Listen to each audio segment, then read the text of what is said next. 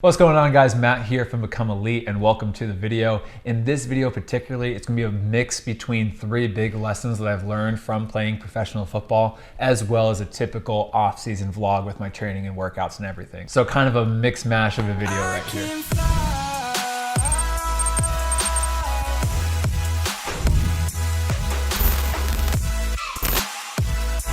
The first lesson that I've really learned over my time playing professionally is that you should train to eliminate your butt. It sounds a little funny, but I'm sure you guys have heard this, like player A is a fantastic center midfielder, but he's not 90 minutes fit. Player B should be our starting center back, but he's not comfortable playing out of the back. Player C has all the physical and technical attributes to be a professional winger, but he's just lost defensively or positionally. He doesn't fully understand the position. Player D could be a pro, but he's just too unathletic or weak. I've heard and I've seen this time and time again. There's so many players out there that have attributes or have potential to play at the professional level, but they have one or two parts about their game that's holding them back. And usually at the lower levels, at club level, at high school, even sometimes college or semi-professionally, you can get away with having a butt. You can be a starter, you can have a successful semi-pro or collegiate experience by having parts of your game that are not at the standard that they need to be. But as those players want to push on to the professional level, I've seen their butts, their weaknesses, hold them back from signing a pro contract. And the best players that go on to have the most successful careers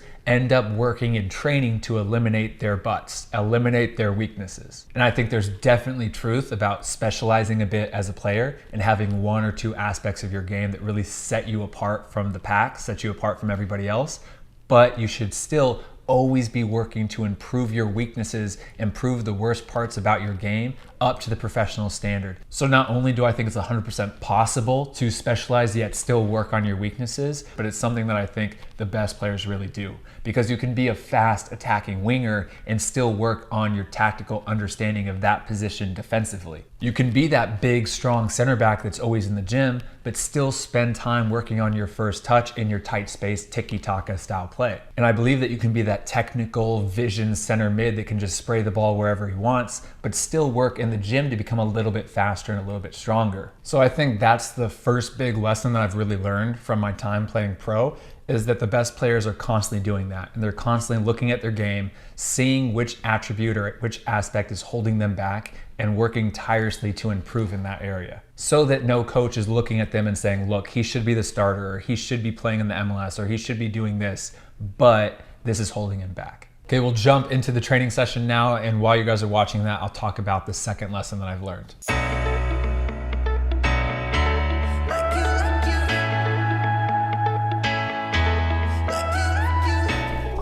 I got it.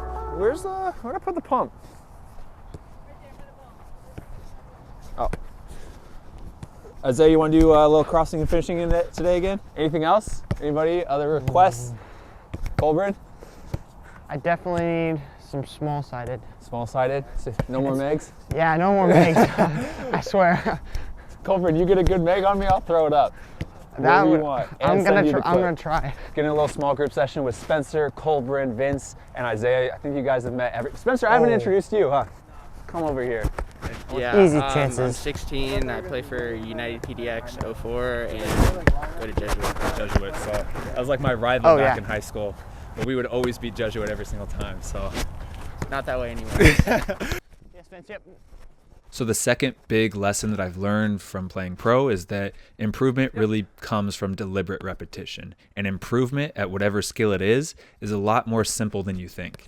So once you acknowledge your butt, or the one thing that's holding you back from performing at your current level or playing at the next level or signing a pro contract or whatever, you really just have to get out of your comfort zone and work at it. There's no secret formula. Sure, there's better drills than others, but just go out and just work at exactly what you want to improve on. You just have to work while being mentally focused and engaged on what you're trying to improve. And you just have to do that multiple times a week, every single week for years and years, or even decades sometimes.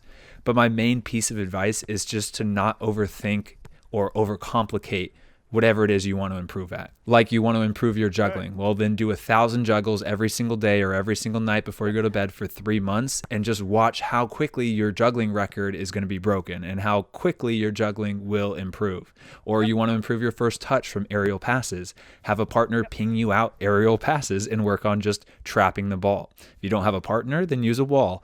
If you want to improve your tight space speed of play, get some teammates, create a tight space, and play. If you want to improve your physique or your strength, don't overcomplicate it. Just get in the gym and start doing some push-ups and pull-ups and squats and actively track your progress week after week. Or lastly, if you want to improve your fitness, pick a workout like the John Terry workout or the 2 Mile or the Manchester United fitness test and just do it over and over again until you reach your goal. And I know that's an oversimplified approach, and I know there's things that you need to do, you know, different types of training and periodization and all that stuff, but just start off simple as you possibly can. And then as you start to progress, you can start to make things more complicated. You can start to add in a little bit more complicated drills. You can add in new exercises. You can make it a little bit more complex.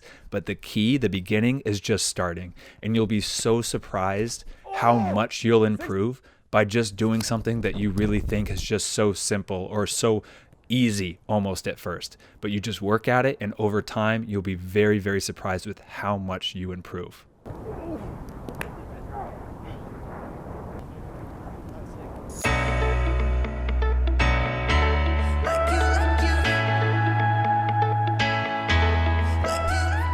Two, 3, 4, 5, yeah.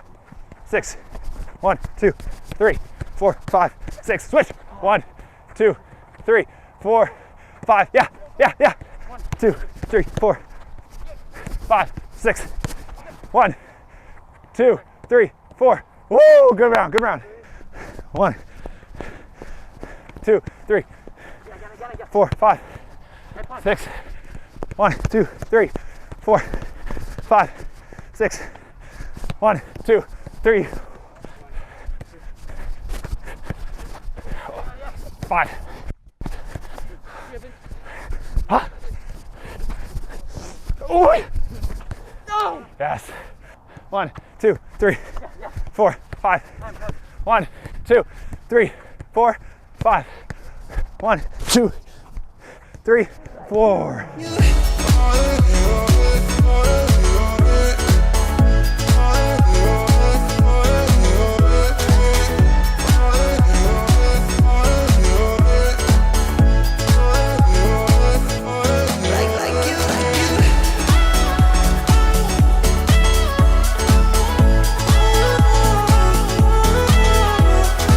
We've done like a little passing warm up, done some tight space possession drills like how I always like to start every single session. We'll move into some crossing and finishing work because we have a couple fullbacks as well as like a center back and like a central midfielder. So the central players will stay inside and the fullbacks will be out wide crossing in balls. So we'll get a few sets of that and then we'll keep on moving on. Your ball, Spence. Touch. Good, good round.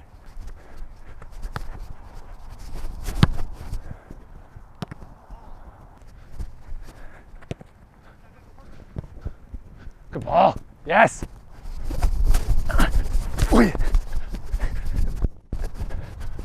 Yes. Good.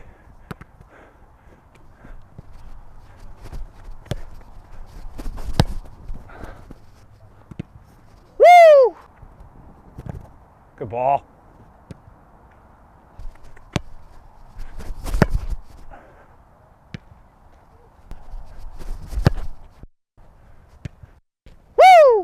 All right, so it's 9:35. We've been out here for about an hour and a half, a little over that. Now we'll do another game of 2-touch, some tight space possession game, and then we'll end with like a fun horseshoe type game, a longer range passing game.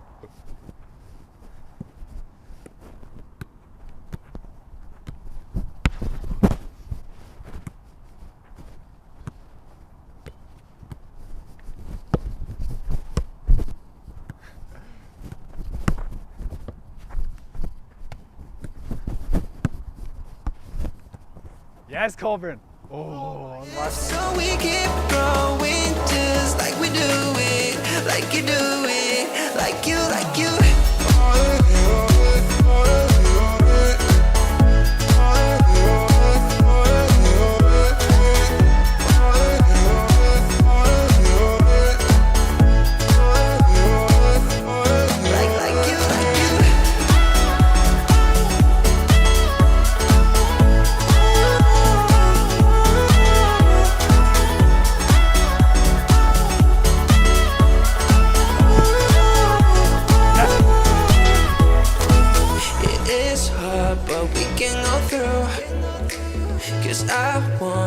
you wanted to. Don't get insecure, baby. I like you. It depends if Colburn and Isaiah want to lose again.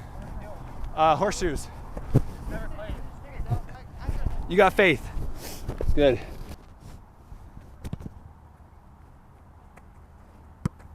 Good touch. I've never had that happen.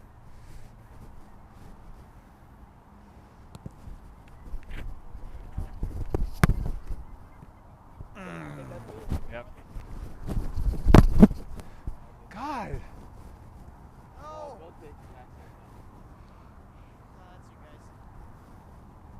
Vince, you're carrying the team right now.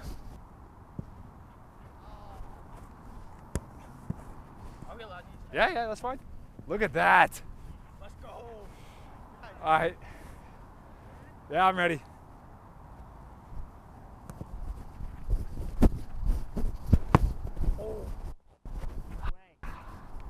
Okay, it's 11:42 in the morning. Wasn't feeling the typical breakfast this morning, which is really weird because usually I'm all about same meals, consistency, everything. So I cooked this chicken marsala last night with like some pasta and some broccolini, really good. So I'm just having that for lunch, just reheating this. And then I'm going to do a workout upstairs, and then I'll have my smoothie after the workout. So just watching the U.S. men's national team right now play against Panama, just as my food digests, I'll probably finish out this whole game. It's like the 24th minute right now. I'll watch this game, and then by the end of it, I should be ready to work out.